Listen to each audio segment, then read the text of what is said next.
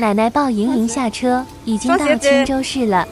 莹莹很喜欢坐车，不想下来，所以奶奶只能抱她下了。扣好呢？扣一遍没有？好了好了。啊，那个看妈妈，莹莹叫妈妈。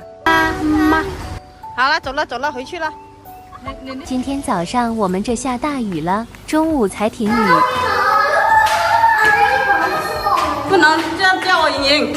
啊，准备到了，4楼了。开门了吗？开门了，开门。那，开门了，进去了。推莹莹进去，还不想进去。她不敢进呢。我这。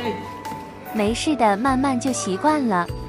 奶奶带莹莹洗手，问她要不要上厕所，她没搭理。莹莹，吃粥啊？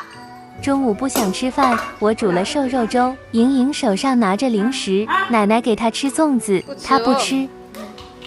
要拆零食呢。还带了青菜来，好大一把是芥菜吧？还有一罐咸菜，瓜皮，里面就是番薯叶了。我也喜欢吃这个。哦，自己吃粥啊，莹莹啊，你看多棒！妹妹也自己吃啊，过来呗，跟姐姐一起做呗。不穿鞋子的。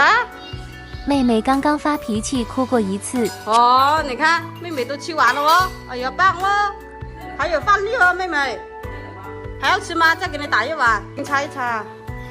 蹦蹦跳的，不文静的。奶奶出去打多一点，瘦肉粥给妹妹吃。你看莹莹又添了。妹妹又闹情绪，不想吃粥。妹妹过来吃，吵着要出去玩都没吃饱。莹莹，等一下再出去啊。莹莹也想出去玩了，不想待在租房的。奶奶去拉她回来了。叫她回来，等下自己下楼了。还要喂，自己不吃。下雨了吗？又下雨又出太阳。莹莹吃饱粥粥了哇！